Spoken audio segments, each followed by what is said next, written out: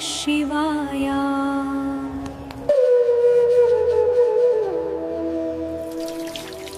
हर हर महादेव। जय भोलेनाथ। भगवान शिव की कृपा आप सब पर सदैव बनी रहे। प्रिय भक्तों, क्या आपने कभी सोचा है, हर सुबह जब हम तुलसी को जल देते हैं तो उस जल के साथ कौन सी शक्ति धरती में उतरती है? क्यों कहा गया है कि तुलसी को जल देते समय बोले गए सिर्फ 3 शब्द हमारे घर में लक्ष्मी का वास करा देते हैं और जीवन के हर दुख, हर दरिद्रता को मिटा देते हैं? वह 3 शब्द कौन से हैं? किसने बताए और क्यों इस रहस्य को सैकड़ों वर्षों तक गुप्त रखा गया? आज की इस पवित्र कथा में हम सुनेंगे वही दिव्य रहस्य जो स्वयं भगवान शिव ने देवी पार्वती को बताया था। कैलाश पर्वत पर उस दिन का दृश्य विलक्षण था। चारों ओर गंगा की कलकल ध्वनि गूंज रही थी और नंदी भगवान शिव के चरणों में ध्यानस्थ खड़े थे। देवी पार्वती, जिनके मुख पर सदैव एक गंभीर शांति रहती थी, उस दिन कुछ विचलित सी लग रही थी। उनके मन में एक प्रश्न बार बार उठ रहा था, पर वे उसे शब्द नहीं दे पा रही थी। शिवजी ने अपने नेत्र खोलकर उनकी ओर देखा और मुस्कुराकर बोले, देवी, क्या बात है? आज तुम्हारा मन किसी रहस्य को जानने को उत्सुक लगता है। पार्वती बोली, प्रभु, मैं प्रतिदिन देखती हूं कि आप और मैं मिलकर नित्य तुलसी के पौधे को प्रणाम करते हैं। आप स्वयं उसे जल अर्पित करते हैं, परंतु मैंने ध्यान दिया कि हर बार जब आप जल चढ़ाते हैं तो आपके मुख से कोई मधुर शब्द निकलते हैं, जैसे कोई छोटा सा मंत्र। मुझे यह समझ नहीं आता कि वह कौन सा मंत्र है जिसे आप इतनी श्रद्धा से बोलते हैं। शिवजी मंद मुस्कुराए, बोले, देवी, यह जो तुमने देखा वह साधारण नहीं, वह 3 शब्दों का एक दिव्य मंत्र है जिसे ब्रह्मा से भी जानना कठिन है, परंतु इसे जानने का अधिकारी वही होता है जिसके भीतर शुद्ध जिज्ञासा हो, और आज तुम्हारे मन में वही जिज्ञासा है। पार्वती के नेत्रों में चमक आई। प्रभु, कृपया मुझे बताइए कि वह मंत्र क्या है। आखिर तुलसी को जल देते समय कौन सा मंत्र बोलना चाहिए जिससे भगवान विष्णु और देवी लक्ष्मी प्रसन्न हो? क्या वह केवल एक साधारण उच्चारण है या उसमें कोई रहस्य छिपा है? शिवजी गंभीर हुए। उन्होंने कहा, देवी, इस प्रश्न का उत्तर बहुत बड़ा है। जो इसे जान लेता है वह दरिद्रता, दुख और दोषों से मुक्त हो जाता है, परंतु इस मंत्र का महात्म्य केवल सुनने से नहीं समझा जा सकता। इसके पीछे एक अद्भुत कथा है जो स्वयं श्री कृष्ण ने देवी सत्यभामा से कही थी। किंतु देवी, इस दिव्य मंत्र का रहस्य जानने से पहले मैं तुम्हें तुलसी की उत्पत्ति का रहस्य बताऊंगा। तुलसी की उत्पत्ति का रहस्य सुनने से ही मनुष्य को अश्वमेध यज्ञ का फल प्राप्त होता है। अब ध्यान पूर्वक सुनो। यह कथा उस समय की है जब असुरों और देवताओं के बीच निरंतर युद्ध चल रहा था। भगवान शिव बोले, बहुत काल पहले दैत्यराज जलंधर नाम का एक असुर हुआ। वह समुद्र से उत्पन्न हुआ था और उसमें अपार शक्ति थी। उसके तेज से त्रिलोक कांपता था, परंतु उससे भी अधिक पवित्र थी उसकी पत्नी वृंदा। वृंदा एक अद्वितीय पतिव्रता नारी थी। उसकी तपस्या, उसका संयम और अपने पति के प्रति उसका अटूट विश्वास इतना प्रबल था कि उसके कारण स्वयं देवताओं को भी युद्ध में विजय नहीं मिलती थी। जब देवताओं और जलंधर के बीच युद्ध हुआ तब देवता अनेक बार पराजित हुए। तब वे भगवान विष्णु के पास गए और बोले, प्रभु, जलंधर तो आपकी ही शक्ति से जन्मा है, परंतु उसकी पत्नी वृंदा के पतिव्रत के कारण हम कुछ नहीं कर पा रहे। उसकी नारी शक्ति उसे अजेय बना रही है। भगवान विष्णु गंभीर हुए। उन्होंने कहा, वृंदा का पतिव्रत वास्तव में अद्भुत है। ऐसी नारी का व्रत भंग करना किसी के लिए भी पाप समान है, परंतु जब अधर्म बढ़ जाता है तब कभी कभी धर्म को भी कठोर निर्णय लेना पड़ता है। विष्णु ने ध्यान लगाया और रूप बदलकर जलंधर का रूप धारण किया। वे वृंदा के आश्रम में पहुंचे। वृंदा ने उन्हें अपने पति के रूप में देखा और प्रणाम किया। उनका पतिव्रत खंडित हो गया क्योंकि उसने अनजाने में किसी और को परी समझकर उसका स्वागत किया। उसी क्षण जलंधर युद्ध भूमि में मारा गया। जब वृंदा को यह सत्य ज्ञात हुआ तो वह क्रोध और वेदना से कांप उठी। उसने भगवान विष्णु को श्राप दिया, हे नारायण, जैसे आपने मेरे पतिव्रत को भंग किया, वैसे ही आप भी कभी पत्नी वियोग का दुख सहेंगे। उसके शब्द सुनते ही पृथ्वी थर्रा उठी। विष्णु ने नम्रता से कहा, हे वृंदा, तुमने धर्म के मार्ग पर चलकर यह जीवन जिया है, तुम्हारा क्रोध भी पवित्र है। मैं तुम्हारे श्राप को स्वीकार करता हूं, क्योंकि यह मेरे भविष्य के अवतारों में धर्म स्थापन का कारण बनेगा। परंतु तुम्हारी पवित्रता सदा इस धरती पर जीवित रहेगी। तुम्हारा शरीर भले ही न रहे, पर तुम्हारा नाम तुलसी बनकर सृष्टि में अमर रहेगा। वृंदा ने अपने प्राण त्याग दिए और उस स्थान पर जहां उसका शरीर गिरा था, वहां एक दिव्य पौधा उगाया, जिसकी सुगंध स्वर्ग तक पहुंच गई। वह पौधा था तुलसी। भगवान विष्णु ने स्वयं उस पौधे को प्रणाम किया और कहा, हे देवी तुलसी, अब से तुम्हारा वास हर उस स्थान पर होगा जहां भक्ति, प्रेम और धर्म रहेगा। तुम्हारे बिना मेरी पूजा अधूरी होगी। शिव बोले, देवी, जब यह हुआ तब स्वर्ग में स्वयं देवी लक्ष्मी प्रकट हुई। उन्होंने तुलसी के पौधे के समीप जाकर कहा, बहन, आज से हम दोनों मिलकर विष्णु की आराधना का मार्ग बनेंगे। जहां मैं रहूंगी, वहां तुम भी रहोगी। जो तुलसी को जल देगा, उसे लक्ष्मी की कृपा भी मिलेगी। उस दिन से तुलसी और लक्ष्मी अविभाज्य हो गई। पार्वती ने विस्मय से पूछा, प्रभो, क्या इसलिए तुलसी को जल चढ़ाने से धन की प्राप्ति होती है? शिव बोले, हां देवी, क्योंकि तुलसी धन की अधिष्ठात्री लक्ष्मी का ही रूप है। परंतु यह लक्ष्मी का वह रूप है जो पवित्रता, सादगी और भक्ति से प्रकट होता है। इसीलिए तुलसी का पूजन केवल वैभव के लिए नहीं, आत्मशुद्धि के लिए भी आवश्यक है। पार्वती ने आगे पूछा, पर प्रभो, यह तो भगवान विष्णु से जुड़ी कथा है, फिर आप स्वयं प्रतिदिन तुलसी को जल क्यों देते हैं? शिव मुस्कुराए, देवी, यह प्रश्न भी उतना ही गूढ़ है।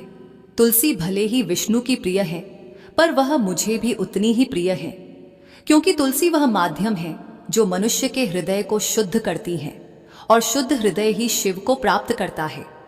जब कोई तुलसी को जल देता है तो वह केवल जल नहीं चढ़ाता, वह अपने मन के मल को धोता है। इसलिए मैं भी नित्य तुलसी को जल देकर मानवता को यही संदेश देता हूं कि पवित्रता ही परम भक्ति है। पार्वती ने कहा, प्रभु, तो क्या यह सत्य है कि तुलसी के पत्ते शिवलिंग पर नहीं चढ़ाए जाते? शिव बोले, हां देवी, क्योंकि तुलसी वृंदा का रूप है और वृंदा का पतिव्रत भगवान विष्णु से जुड़ा है, अतः उसका अर्पण केवल विष्णु को ही उचित है। परंतु इसका अर्थ यह नहीं कि तुलसी शिव को अप्रिय है।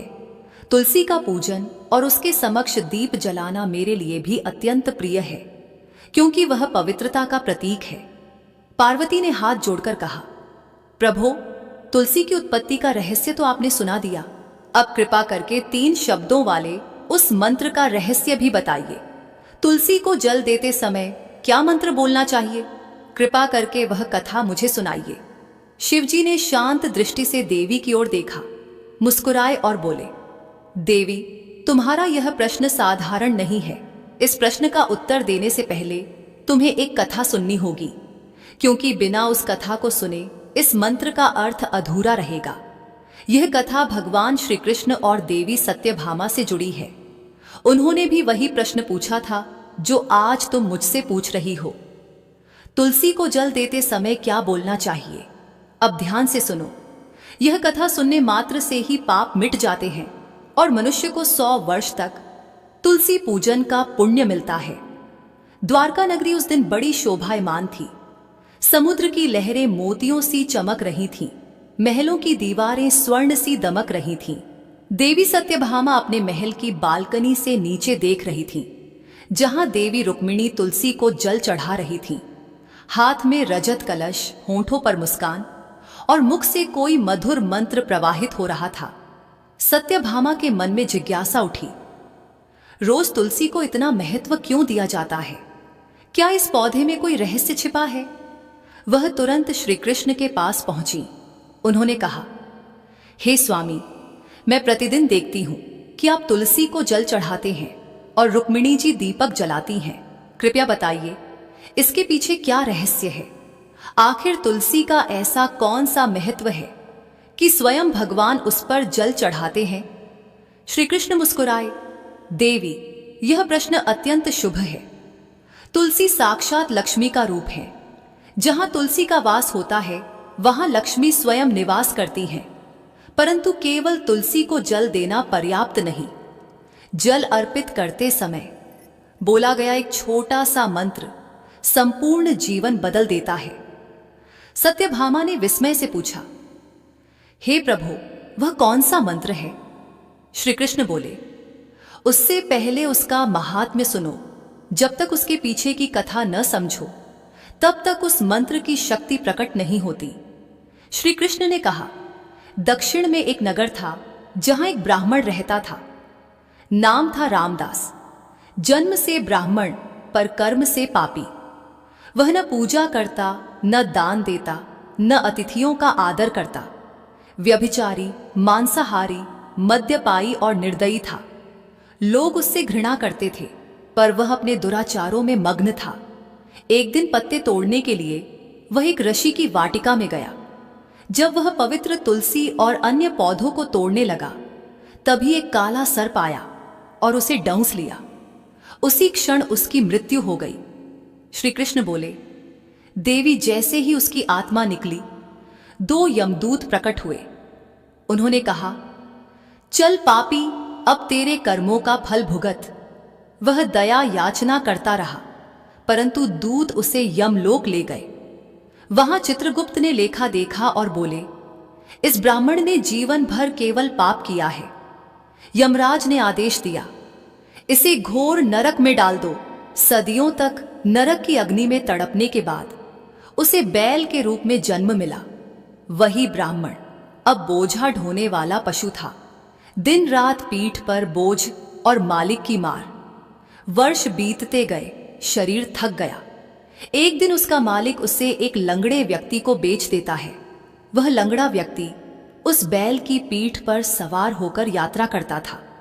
कई वर्षों बाद एक दिन वह बैल अत्यंत थककर पर्वत पर गिर पड़ा। मुंह से झाग निकलने लगे, शरीर कांपने लगा। आसपास कुछ लोग इकट्ठा हुए। किसी ने कहा, अरे, इसे पानी दो। किसी ने उसके सिर पर हाथ फेरा। उनमें से एक पुण्यात्मा ने कहा, हे प्रभु, मेरा थोड़ा सा पुण्य इस बैल को दे दो। और उसने नेत्र मूंद कर प्रार्थना की। उसकी देखा देखी कई लोगों ने भी अपने पुण्य का अंश उस बैल को समर्पित किया। वहीं एक वेश्या भी खड़ी थी। उसने सोचा, मेरे पास पुण्य तो नहीं, पर दया है।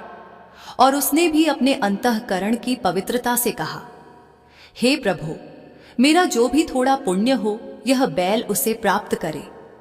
कुछ ही क्षणों बाद बैल ने प्राण त्याग दिए। यमदूत फिर आए, पर जब चित्रगुप्त ने लेखा देखा तो आश्चर्य हुआ। उस वेश्या के पुण्य से उस आत्मा के सभी पाप नष्ट हो गए थे। यमराज ने कहा, हे ब्राह्मण, उस वेश्या ने तुझ पर महान उपकार किया है। उसके पुण्य से तू मुक्त हुआ है। अब जा, पुनः मनुष्य जन्म ले। इस बार वह ब्राह्मण एक श्रेष्ठ कुल में जन्मा। बचपन से ही उसमें वैराग्य और करुणा थी। जब वह बड़ा हुआ तो उसे अपने पूर्व जन्म की सारी बातें याद आने लगी। नरक की यातनाएं, बैल का जीवन और वह वृद्ध वेश्या जिसने उसे पुण्य दिया था। वह सोचने लगा, कौन सा पुण्य इतना महान था कि उसके स्पर्श से मेरे जन्मों के पाप मिट गए। उसने संकल्प लिया कि उस वेश्या को ढूंढेगा। महीनों की यात्रा के बाद वह वेश्या के नगर पहुंचा। अब वह बूढ़ी हो चुकी थी। वह उसके चरणों में झुक गया। माता, मैं वही बैल हूं जिसे तुमने पुण्य दिया था। तुम्हारे कारण मैं मुक्त हुआ। कृपया बताओ, तुमने कौन सा पुण्य मुझे दिया था? वेश्या रो पड़ी, बेटा, मैंने तो कोई महान कर्म नहीं किया। मेरे घर में एक तोता था जो दिन रात एक ही मंत्र बोलता था। वही पुण्य मैंने तुझे दिया था। ब्राह्मण चकित हुआ, कौन सा मंत्र? वह किस देवता का था? वेश्या ने कहा, मुझे उसका अर्थ नहीं जात, परंतु वह तुलसी के पास बोला जाता था, वही मेरे जीवन को बदल गया। दोनों उस तोते के पास पहुंचे। तोता वृद्ध था, पर उसके नेत्रों में प्रकाश था। उसने कहा, हे ब्राह्मण, मैं पिछले जन्म में तुम्हारी तरह ही एक अभिमानी ब्राह्मण था। गुरुजनों का अपमान किया, शास्त्रों को केवल अहंकार के लिए पढ़ा। मृत्यु के बाद यमराज ने कहा, जाओ तोते के रूप में जन्म लो। फिर कुछ मुनि मुझे अपने आश्रम में ले गए। वहां वे प्रतिदिन तुलसी को जल देते और एक मंत्र बोलते थे। उसी मंत्र को सुन सुनकर मैंने याद कर लिया। मैं जब जब वह मंत्र बोलता था, मन शांत होता था और धीरे धीरे मेरे सारे पाप मिट गए। वेश्या बोली, मैंने भी उस मंत्र को सुन सुनकर झपना शुरू कर दिया। उसी के प्रभाव से मैंने अपना पापी जीवन छोड़ दिया। ब्राह्मण ने विस्मय से पूछा, वह मंत्र क्या है? तोता मुस्कुराया, उसका रहस्य तभी खुलता है जब मन पूर्ण श्रद्धा से भरा हो। कैलाश पर कथा सुनाते हुए शिवजी ने पार्वती की ओर देखा। हे गिरिजा, यही वही कथा है जो भगवान श्री कृष्ण ने देवी सत्यभामा को सुनाई थी। उन्होंने तब कहा था कि उस तोते द्वारा बोले गए 3 शब्दों का मंत्र ही तुलसी को जल देते समय बोला जाना चाहिए। परंतु शिवजी रुक गए। शिव बोले, देवी, उस मंत्र का रहस्य सुनने से पहले मन को शुद्ध करना आवश्यक है। जो बिना श्रद्धा सुने उसके लिए यह केवल शब्द है, और जो श्रद्धा से सुने उसके लिए यह मुक्ति का द्वार है।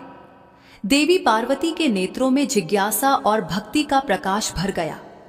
उन्होंने शिवजी के चरणों में शीश झुकाया और कहा, प्रभो, फिर आगे क्या हुआ? आप मुझे वह दिव्य मंत्र बताइए जो तुलसी को जल देते समय बोला जाता है। शिव मुस्कुराए, अवश्य देवी, मैं उस मंत्र का रहस्य बताऊंगा जो केवल 3 शब्दों का है, परंतु उसके प्रभाव से लक्ष्मी स्वयं घर में प्रवेश करती हैं। आकाश में मंद गंधर्व गान गूंज उठा। कैलाश की हवा में तुलसी की सुगंध फैल गई और रात की निस्तब्धता में वह प्रश्न गूंजता रहा, तुलसी को जल देने का मंत्र कौन सा है? रात बीत चुकी थी। देवी पार्वती अपने कमलासन पर ध्यान मग्न बैठी थी। उनके नेत्र बंद थे, पर मन बार बार उसी विचार में जा रहा था। वह 3 शब्दों का मंत्र कौन सा होगा जिसे बोलने से लक्ष्मी स्वयं घर में आती हैं? उसी समय भगवान शिव प्रकट हुए। त्रिपुंड तिलक से उनका मुख तेजस्वी लग रहा था। जटाओं से गंगा झर रही थी और चारों ओर नंदी, भूतगण और रिद्धि सिद्धियां उपस्थित थीं। पार्वती ने नेत्र खोले और नम्रता से कहा, प्रभो, पूरी रात मेरा मन एक ही विचार में डूबा रहा। आपने कल कहा था कि वह मंत्र 3 शब्दों का है, परंतु उसका रहस्य केवल वही जान सकता है जो श्रद्धा से सुनने योग्य हो। आज मैं तैयार हूं प्रभु, कृपया वह रहस्य बताइए। शिव मुस्कुराए, देवी, मनुष्य के जीवन में जो भी कार्य भक्ति से होता है वही फलदायक बनता है। तुलसी को जल देना भी ऐसा ही एक कार्य है। जल देना तो सब करते हैं, पर श्रद्धा और मंत्र से किया गया जलदान ही लक्ष्मी को प्रसन्न करता है। परंतु इस रहस्य को जानने से पहले तुम्हें उस कथा का शेष भाग सुनना होगा, जहां श्री कृष्ण ने देवी सत्यभामा को उस मंत्र का महात्म्य समझाया। कथा वहीं से आगे बढ़ती है। द्वारका में देवी सत्यभामा ध्यान पूर्वक श्री कृष्ण की बातें सुन रही थीं। उन्होंने कहा, प्रभु, आपने मुझे बताया कि एक पापी ब्राह्मण, एक वेश्या और एक तोता, तीनों तुलसी के इस मंत्र के प्रभाव से मुक्त हो गए। परंतु मेरा मन अब भी नहीं मानता कि केवल 3 शब्द किसी का भाग्य बदल सकते हैं। श्री कृष्ण ने मुस्कुराकर कहा, देवी, यही तो सृष्टि का रहस्य है। ईश्वर तक पहुंचने के मार्ग में शब्द नहीं, भाव काम करता है।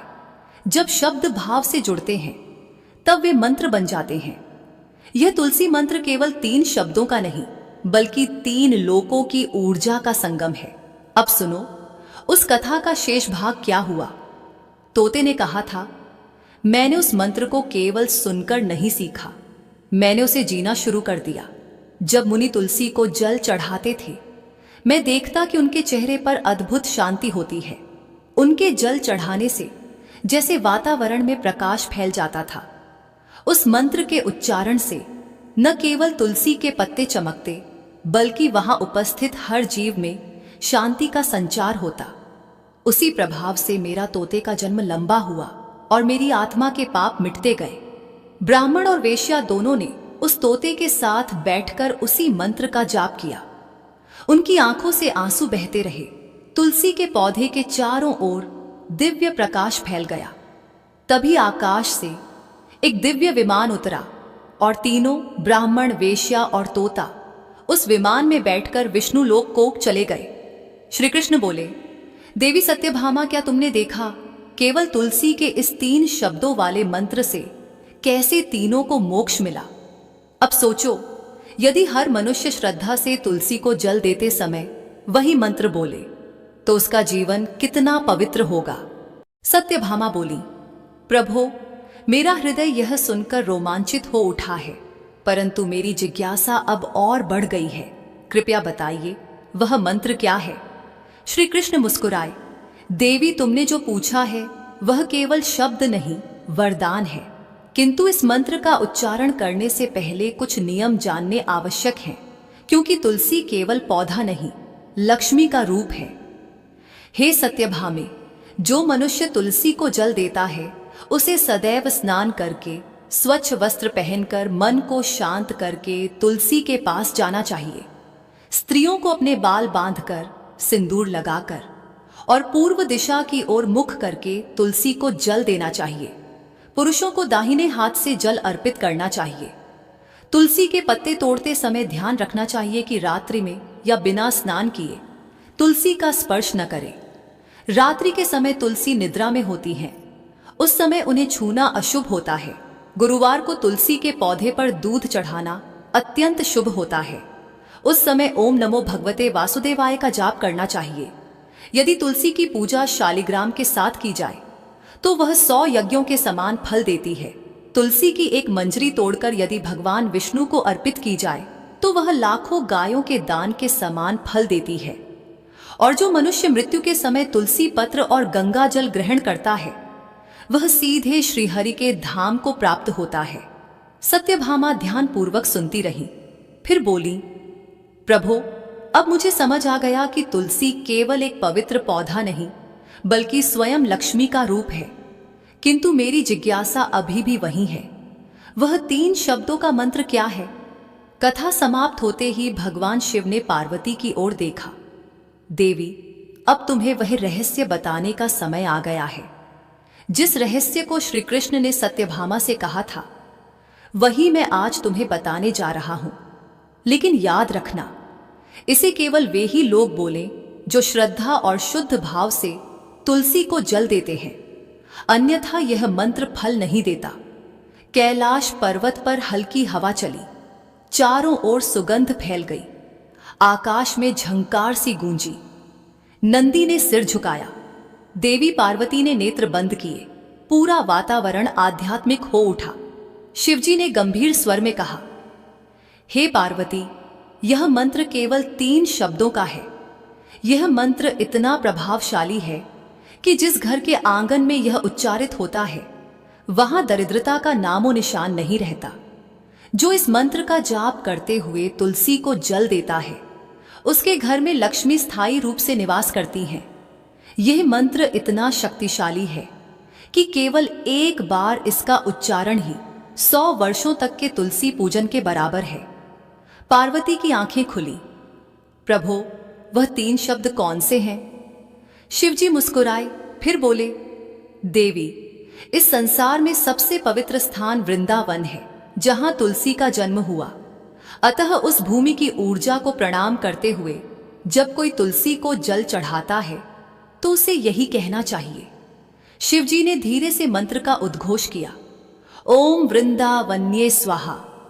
उनके मुख से जैसे ही ये शब्द निकले आकाश में घंटियां बजने लगी, पुष्प वृष्टि होने लगी और पार्वती के नेत्रों से आंसू बह निकले। उनके मन में शांति, श्रद्धा और अलौकिक आनंद भर गया।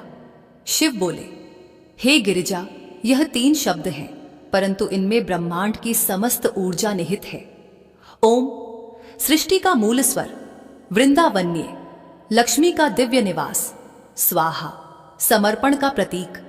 जो इस मंत्र को भावपूर्वक बोलते हुए तुलसी को जल अर्पित करता है, उसके घर में विष्णु की कृपा और लक्ष्मी की स्थायी उपस्थिति होती है। यह मंत्र केवल शब्द नहीं, आह्वान है, शुद्धता, समृद्धि और भक्ति का आह्वान। पार्वती बोली, प्रभो अब मैं समझ गई, केवल तुलसी को जल देना ही नहीं, उसे मंत्र और भावना से सींचना ही सच्ची पूजा है। यह मंत्र हर घर को पवित्र बना सकता है। शिवजी बोले, हां देवी, और जो प्रतिदिन तुलसी के समक्ष यह मंत्र बोलता है वह पापों से मुक्त होता है, स्त्रियों को सौभाग्य प्राप्त होता है, पुरुषों को अक्षय धन, और जिस घर में तुलसी के पास दीपक जलता है वहां स्वयं लक्ष्मी निवास करती हैं। आकाश में दिव्य प्रकाश फैल गया, मंद हवा में तुलसी की सुगंध घुल गई। देवी पार्वती ने भगवान शिव के चरणों में सिर झुकाया और बोली, प्रभो अब मैं प्रतिदिन इस मंत्र के साथ तुलसी को जल दूंगी, ताकि मेरे हृदय में भी वही शांति और प्रकाश उतर आए। शिव मुस्कुराए, देवी, जो मनुष्य इस मंत्र का श्रद्धा से जप करता है वह जन्म जन्मांतर के पापों से मुक्त होकर हरिधाम को प्राप्त होता है। फिर शिव पार्वती ध्यान मग्न हो गए और कैलाश पर्वत पर केवल एक स्वर गूंजता रहा, ओम वृंदावन्ये स्वाहा, ओम वृंदावन्ये स्वाहा। शिव बोले, जो मनुष्य श्रद्धा से तुलसी के पौधे को जल देता है उसके पाप नष्ट हो जाते हैं। जो तुलसी के निकट दीपक जलाता है उसके घर में कभी अंधकार नहीं रहता, और जो तुलसी के पास बैठकर हरि नाम का स्मरण करता है उसका जीवन साक्षात तीर्थ बन जाता है। हे गिरिजा, जब कोई तुलसी को जल देते समय ओम वृंदावन्ये स्वाहा का उच्चारण करता है तो वह केवल मंत्र नहीं बोलता, वह वृंदा की तपस्या को प्रणाम करता है, लक्ष्मी को आमंत्रित करता है और अपने भीतर की अपवित्रता को बाहर निकालता है। यह वही 3 शब्द हैं जिन्होंने असुर के अहंकार को हराया, नारी की भक्ति को अमर किया और भगवान विष्णु को पतिव्रता के श्राप का भागी बनाया, ताकि वे भी मानवता का अनुभव कर सकें। पार्वती की आंखों से आंसू बह निकले।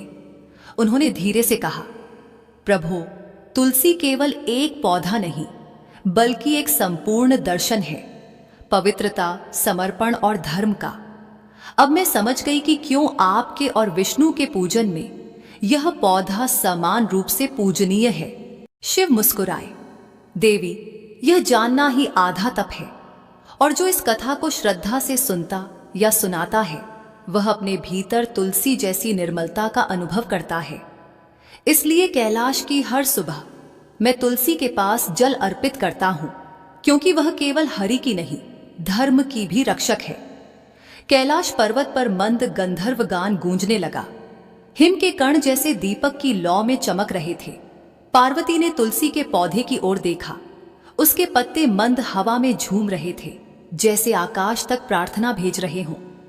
देवी पार्वती ने धीरे से कहा, प्रभु, अब मैं भी प्रतिदिन तुलसी को जल दूंगी, उस मंत्र का उच्चारण करूंगी और वृंदा देवी को प्रणाम करूंगी, क्योंकि अब मैं जान चुकी हूं कि तुलसी को जल देना केवल एक कर्म नहीं, एक साधना है।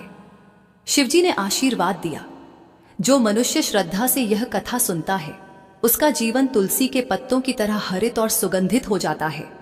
उसका घर लक्ष्मी का स्थायी निवास बन जाता है। देवी पार्वती शिवजी के समीप बैठी थीं। उनके सामने तुलसी का पौधा रखा था, जिसके चारों ओर दीपक झिलमिला रहे थे। पिछली रात से वे तुलसी की कथा के भाव में डूबी थीं।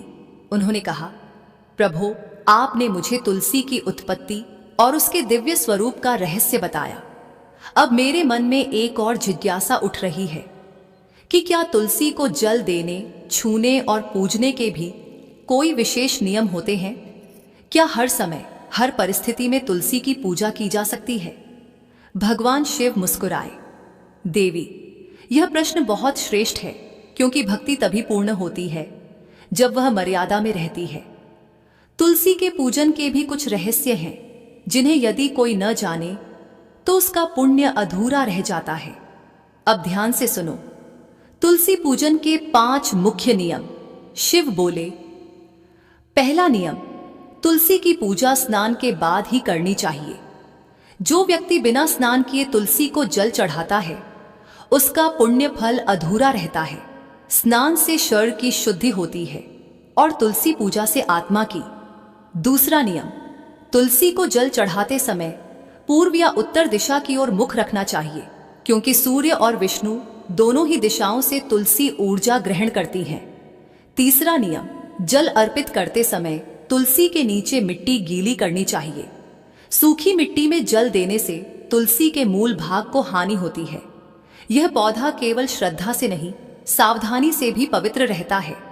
चौथा नियम, नाखून या दांतों से तुलसी के पत्ते तोड़ना महापाप माना गया है। ऐसा करने से व्यक्ति के जीवन में अशांति आती है। तुलसी की पत्तियां हमेशा अंगुष्ठ और तर्जनी से धीरे से तोड़नी चाहिए। पांचवा नियम, तुलसी की पूजा में हमेशा दीपक जलाना चाहिए, विशेषकर संध्या के समय। जब सूर्य अस्त होता है तब तुलसी के पास दीपक जलाने से समस्त दोष मिट जाते हैं और उस घर में लक्ष्मी का वास स्थायी हो जाता है। देवी पार्वती ने विनम्रता से पूछा, प्रभु, क्या कोई ऐसे दिन भी हैं जब तुलसी को जल नहीं देना चाहिए? शिव बोले, हाँ देवी, जैसे हर क्रिया का एक उचित समय होता है, वैसे ही तुलसी पूजन का भी होता है। संध्या काल में तुलसी को जल नहीं देना चाहिए, क्योंकि वह समय विश्राम का होता है। तुलसी उस समय निद्रा अवस्था में होती है। रविवार, एकादशी, संकष्टी चतुर्थी, अमावस्या, पूर्णिमा और सूर्य संक्रांति के दिन तुलसी को जल अर्पित करना वर्जित है। इन तिथियों में तुलसी को जल देने के स्थान पर उसके पास दीपक जलाना चाहिए और हरि नाम का जप करना चाहिए। इन दिनों जल चढ़ाने से तुलसी की जड़ को हानि पहुंचती है और उस घर का पुण्य घटता है। पार्वती बोली, प्रभो, तो क्या इन दिनों तुलसी को बिल्कुल न छूना चाहिए? शिव बोले, नहीं देवी, इन तिथियों में तुलसी को प्रणाम करें, पुष्प अर्पित करें, परंतु जल न दें। यह नियम स्वयं भगवान विष्णु ने सत्यभामा से कहा था। हे गिरिजा, शिव आगे बोले, जो मनुष्य अपने आंगन या घर में तुलसी लगाता है, उसे सदा उसके समीप स्वच्छता बनाए रखनी चाहिए। तुलसी के पास झूठे बर्तन, जूते या अपवित्र वस्त्र कभी नहीं रखने चाहिए। तुलसी के पौधे को कभी किसी अन्य पौधे के नीचे न रखें, क्योंकि तुलसी देवी हैं, उन्हें सदैव ऊंचा स्थान चाहिए। तुलसी के आसपास दीपक या अगरबत्ती जलाने से घर में पवित्र वायु प्रवाहित होती है। हर सुबह तुलसी को देखकर प्रणाम करने से व्यक्ति के पाप क्षीण होते हैं। कहा गया है, प्रातः काले तु या तुलसी दृष्टा सा दुष्कृतानि दहति, अर्थात जो व्यक्ति सुबह सुबह तुलसी को देखता है, उसके सारे पाप उसी क्षण भस्म हो जाते हैं। पार्वती ने पूछा, प्रभो, आपने कहा था कि तुलसी पूजन से मनुष्य के कर्म भी बदल सकते हैं, क्या यह सच है? शिव ने कहा, हाँ देवी, तुलसी केवल शरीर नहीं, एक चेतना है। जब मनुष्य तुलसी को जल देता है तो वह अपनी ही भीतर की ऊर्जा को पवित्र करता है। उसके पिछले जन्मों के संचित कर्म धीरे धीरे हल्के होने लगते हैं। जो व्यक्ति प्रतिदिन तुलसी के पास बैठकर ओम वृंदावन्ये स्वाहा का जप करता है, उसके चारों प्रकार के पाप, क्रियाजन्य, मानसिक, वाचिक और शारीरिक, सब नष्ट हो जाते हैं।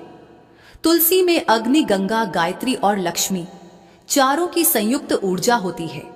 इसीलिए जब कोई तुलसी के पत्ते भगवान विष्णु को अर्पित करता है तो उसके जीवन में 100 यज्ञों का फल स्वतः प्राप्त होता है। शिव बोले, देवी, तुलसी गृहस्थ के जीवन का संतुलन है। जो दंपत्ति नित्य तुलसी को प्रणाम करते हैं, उनके घर में कभी कलह नहीं होता।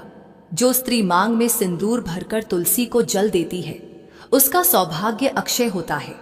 जो पुत्र तुलसी को जल देता है, उसके कुल में पितरों की तृप्ति होती है। जो कन्या तुलसी के पास दीपक जलाती है, उसके विवाह में कभी बाधा नहीं आती। और जो वृद्ध व्यक्ति तुलसी के पास बैठकर राम राम या हरि हरि कहता है, उसके जीवन का अंत स्वतः मोक्ष में परिवर्तित हो जाता है। हे गिरिजा, शिव आगे बोले, जब किसी मनुष्य की मृत्यु समीप होती है और वह अपने मुख में तुलसी पत्र तथा गंगाजल ग्रहण करता है तो वह सीधे वैकुंठ को जाता है। तुलसी के बिना मृत्यु का संस्कार अधूरा माना गया है, इसलिए वैदिक परंपरा में तुलसी पत्र को मोक्षदायिनी कहा गया है।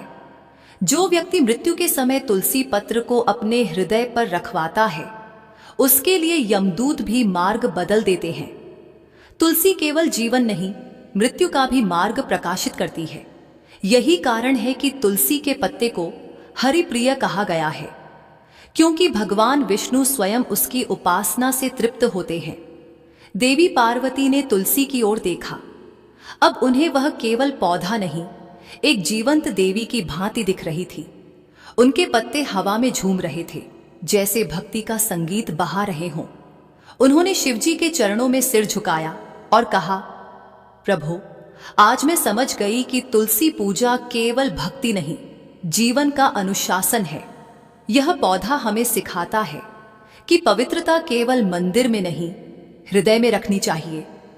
जो अपने मन को तुलसी जैसा बना ले, उसके जीवन में कभी अंधकार नहीं रह सकता।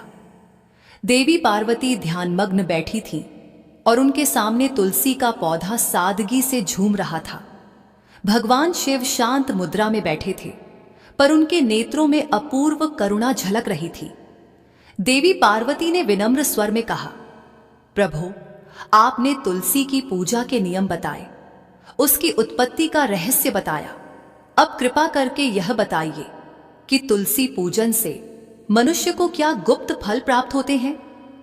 कैसे एक साधारण मनुष्य केवल तुलसी की सेवा से अपने कर्मों को बदल सकता है? शिवजी ने नेत्र बंद किए, उनकी जटाओं से मंद गंगा की धारा टपकी और उन्होंने कहा, देवी, यह प्रश्न तुम्हारे हृदय की पवित्रता का प्रतीक है। तुलसी केवल धन या सौभाग्य देने वाली नहीं, वह आत्मा को जागृत करने वाली है।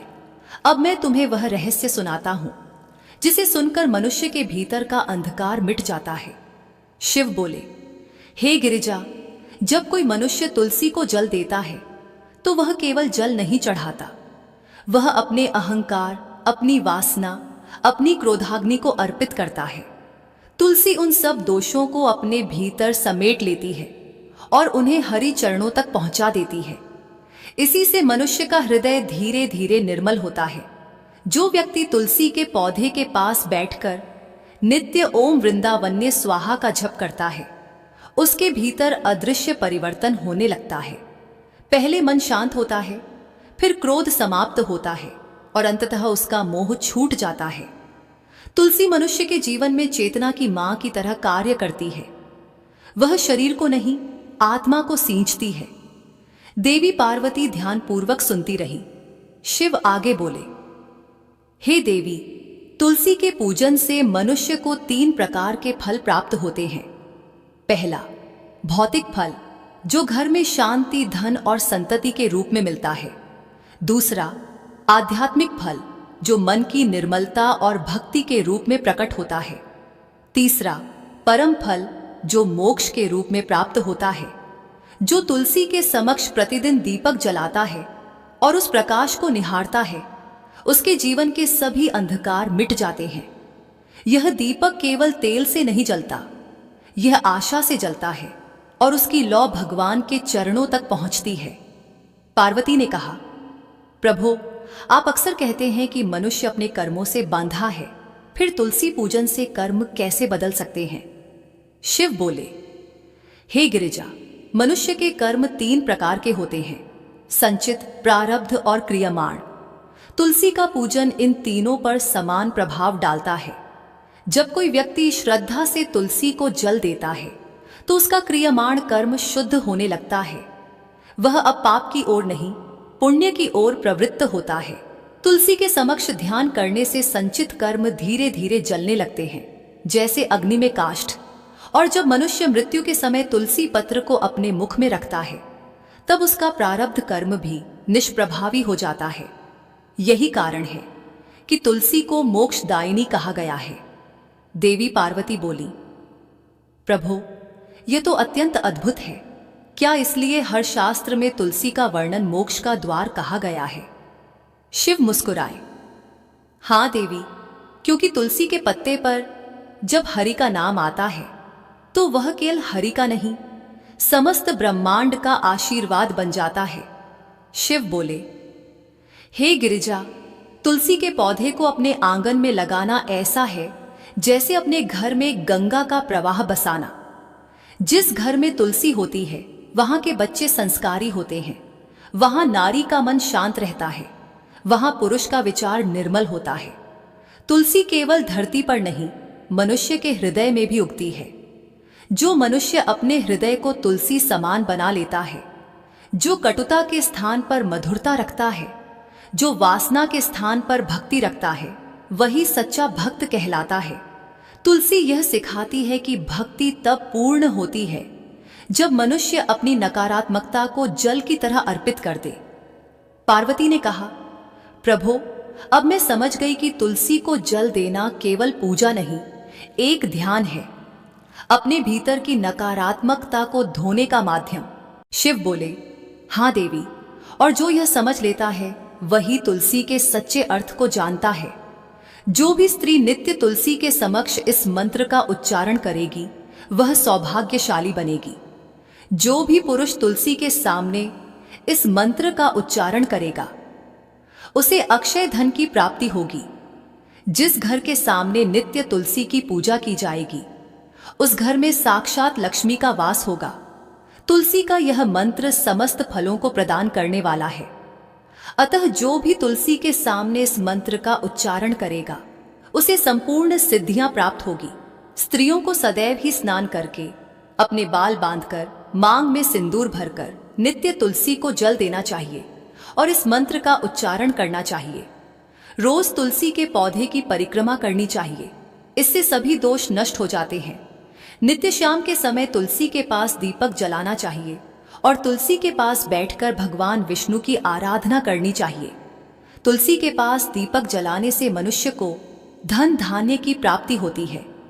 हजारों अमृत के घड़े से नहलाने पर भी श्री हरि को उतनी तृप्ति नहीं होती जितनी वह मनुष्यों के द्वारा तुलसी का एक पत्ता चढ़ाने से प्राप्त करते हैं। 10,000 गाय के दान से मानव जो फल प्राप्त करता है वही फल तुलसी पत्र के दान से मिलता है। जो मृत्यु के समय अपने मुख में तुलसी पत्र और गंगा जल पा जाता है वह संपूर्ण पापों से मुक्त होकर श्री कृष्ण के धाम जाता है। कहते हैं, जो मनुष्य पूर्णिमा, अमावस्या, द्वादशी और सूर्य संक्रांति के दिन मध्याह्न कल रात्रि के समय बिना स्नान किए अथवा बिना हाथ पैर धोए रात्रि के वस्त्र पहनकर तुलसी के पत्र तोड़ता है वह महापापी होता है। श्रद्धा, व्रत, दान, प्रतिष्ठा तथा देव पूजा के लिए तोड़े हुए तुलसी पत्र बासी होने पर भी 3 रात्रि तक पवित्र ही रहते हैं। तुलसी का एक एक पत्ता ना तोड़कर पत्तियों के साथ अग्रभाग को तोड़ना चाहिए। तुलसी की मंजरी सब फूलों से बढ़कर मानी जाती है। मंजरी तोड़ते समय उसमें पत्तियों का रहना भी आवश्यक माना गया है। पूज्य भाव से पौधे को हिलाए बिना तुलसी के अग्रभाग को तोड़ना चाहिए। इससे पूजा का फल लाख गुना बढ़ जाता है। तुलसी के पत्तों को कभी नाखून से नहीं तोड़ना चाहिए, इससे पाप लगता है। रात्रि में तुलसी के पौधे को स्पर्श न करें अथवा उसके पत्ते ना तोड़े, ऐसा करना अशुभ माना गया है। रात्रि में तुलसी का पौधा निद्रा अवस्था में होता है, ऐसे में पत्ते तोड़ने पर पाप ही लगता है। गुरुवार के दिन तुलसी के पौधे में थोड़ा सा कच्चा दूध अर्पित करें। दूध चढ़ाते समय ओम नमो भगवते वासुदेवाय इस मंत्र का जाप अवश्य करना चाहिए। तुलसी के पौधे के पास शालिग्राम रखें और उस पर तिल चढ़ाएं। पूजा में तुलसी और शालिग्राम को दूध में भीगी हल्दी का तिलक अवश्य करें। शालिग्राम पर तुलसी पत्र रखकर चंदन लगाना चाहिए। अगर कोई महिला मासिक धर्म से है तो वह तुलसी की पूजा ना करे। मासिक धर्म के दौरान तुलसी को स्पर्श करने से घोर पाप लगता है, इससे स्त्री की दुर्गति होती है। प्रिय भक्तों, यदि भगवान शिव और माता पार्वती के दिव्य संवाद से उत्पन्न पवित्र कथा, जिसने हमें सिखाया कि तुलसी को जल देना केवल एक कर्म नहीं बल्कि एक साधना है। हर बूंद जल में जब भक्ति की भावना होती है तो वह साधारण जल नहीं रहता, वह अमृत बन जाता है। जो व्यक्ति नित्य श्रद्धा से तुलसी को जल देता है और ओम वृंदावन्य स्वाहा मंत्र का जाप करता है, उसके जीवन में शांति, समृद्धि और सौभाग्य सदा प्रवाहित रहते हैं।